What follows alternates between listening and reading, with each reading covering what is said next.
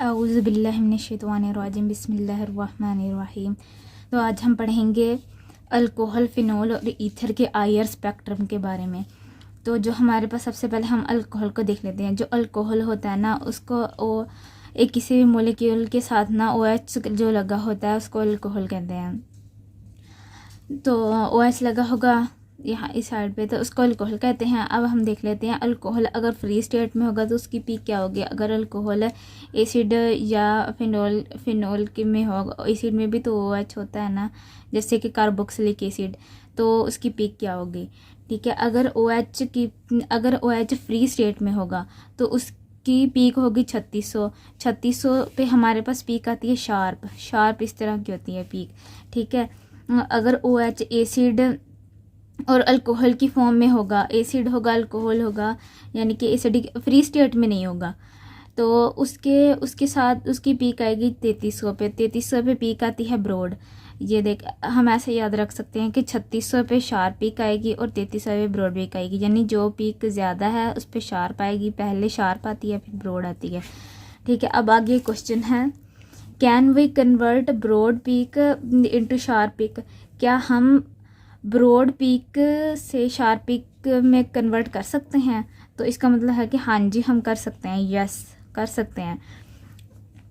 तो इसके लिए हमें क्या करना होगा, हमें सबसे पहले ऐड करना होगा नॉन पोलर सॉल्वेंट। उसमें नॉन पोलर सॉल्वेंट को ऐड करना होगा, जिसकी वजह से क्या, जब हम सॉल्वेंट ऐड करेंगे तो ज़ाहिर सी बात है वो डाइल्यूट ज़्यादा हो जाएगा, तो इसकी वजह से उसकी डाइल्यूशन इंक्रीज़ हो जाएगी। और वो सॉल्वेंट हमने जैसे कि कहते हैं सॉल्वेंट कौन कौन से हो सकते हैं, यानी कि जैसा कि CCl4 ये एक सॉल्वेंट है, इसको हम ऐड करते हैं उसमें पीक को ब्रॉड शार्प करने के लिए। ठीक है, जब उसकी डाइल्यूशन इंक्रीज़ होगी, इसकी वजह से क्या हो जाएगा, हमारे पास हाइड्रोजन बॉन्डिंग नहीं होगी, कोवलेंट बॉन्ड की स्ट्रेंथ ज़्यादा हो जाएगी, फोर्स कांस्टेंट ज़्यादा हो जाएगा और वेव नंबर ज़्यादा हो जाएगा। जब हाइड्रोजन बॉन्डिंग नहीं होगी, कोवलेंट बॉन्ड की स्ट्रेंथ ज़्यादा हो जाएगी, तो हमारे पास क्या आएगी, पीक शार्प हो जाएगी। हमारा इस क्वेश्चन का मकसद में भी यह बताया ना कि अगर ब्रॉड पीक से हमने शार्प पीक की तरफ जाना है, तो ये होगी ना पीक शार्प बस। अच्छा, उसके बाद नेक्स्ट हमारे पास है अल्कोहल और कार्बोक्सिलिक एसिड। अल्कोहल में हमने एग्जांपल ले लेते हैं साइक्लोहेक्सानोल की। तो साइक्लोहेक्सानोल में हमारे पास ब्रॉड पीक आएगी जो कि 3300 पे आती है। यहाँ पे देखें ब्रॉड पीक है तो 3300 पे आएगी, यहाँ पे भी ब्रॉड पीक है तो 3300 पे आएगी। अब कार्बोक्सिलिक एसिड है, इसमें ब्यूटानोइक एसिड आ जाएगा। ब्यूटानोइक एसिड न्यूड सोल्यूशन और इसकी भी पीक ब्रॉड ही होगी, जो कि हमें पता है कि 3300 पे होती है। ठीक है, अब नेक्स्ट क्वेश्चन हम देख लेते हैं। ये वाला क्वेश्चन की हमने देख लिया। अब एक और क्वेश्चन है, वाई कार्बोक्सिलिक एसिड है ब्रॉड पीक। ये देखो, यहाँ पर कार्बोक्सिलिक एसिड की कौन सी पीक आ रही है, ब्रॉड पीक आ रही है, जो कि 3300 पे है। और अब हम देखते कि ऐसे क्यों आती है पीक ब्रॉड। ठीक है, सबसे पहली बात तो ये है कि उसमें हाइड्रोजन बॉन्डिंग होती है। इसमें जहाँ पर भी हाइड्रोजन बॉन्डिंग होगी वहाँ पे क्या आएगा, ब्रॉड पीक आएगी। ठीक है, और ब्रॉड पीक आएगी।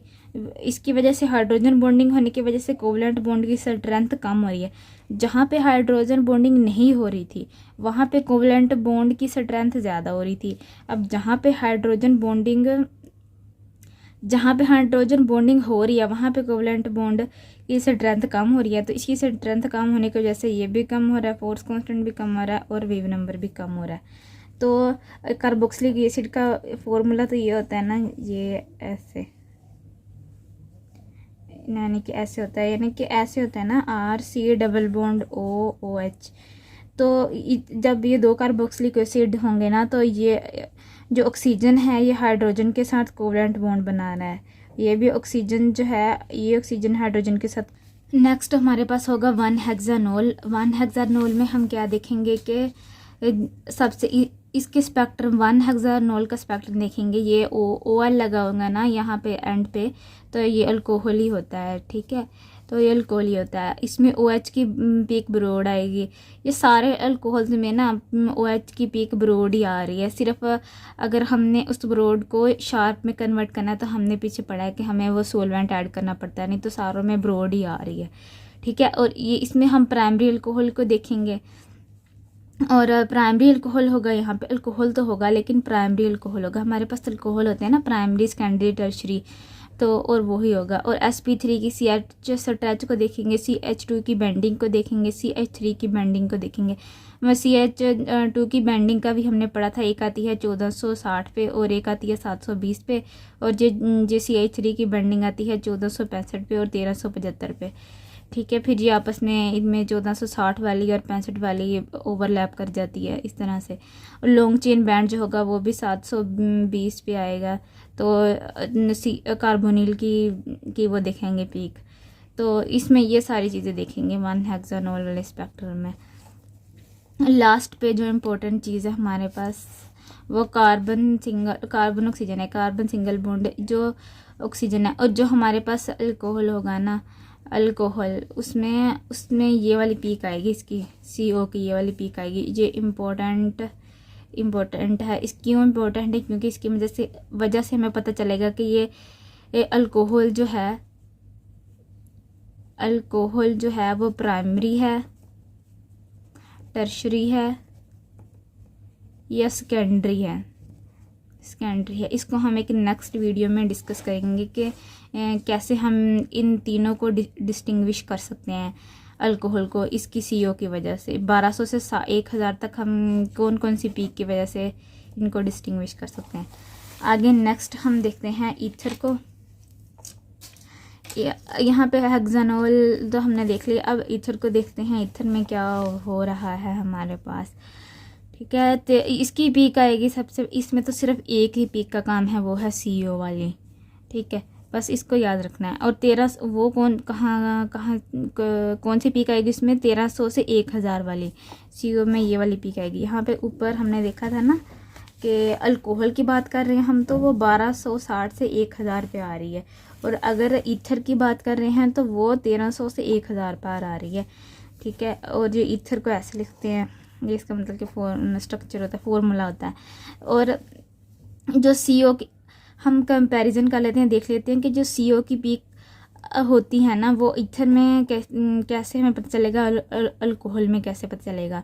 यानी कि हमें कैसे पता चलेगा कि जो CO की पीक आई है हमारे पास वो ईथर वाली आई हुई है या अल्कोहल वाली आई हुई है, ठीक है। ईथर वाली अगर आएगी तो वो कौन से रीजन में आएगी? 1300 से 1000 वाले रीजन में आएगी CO की पीक। और इधर अल्कोहल में आएगी तो वो 3600 पे आएगी। 3600 पे हमारे पास कौन सी पीक आ रही थी? ब्रॉड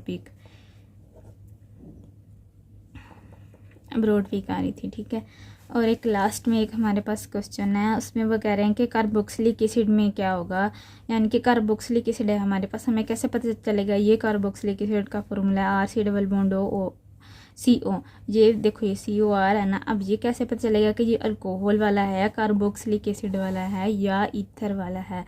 तो अल्कोहल का पहले मैंने बताया, ये देखो अल्कोहल का अभी मैं बताया कि जब 3600 वाले रीजन में आएगा ना इसकी CO की पीक, तो हमें पता चल जाना चाहिए कि ये कार्बोक्सिलिक एसिड की पीक आ रही है। अल्कोहल कार्बोक्सिलिक एसिड में जो CO की पीक आ रही है वो इसकी अल्कोहल की वजह से आ रही है, 3600 से 3300 के दरमियान।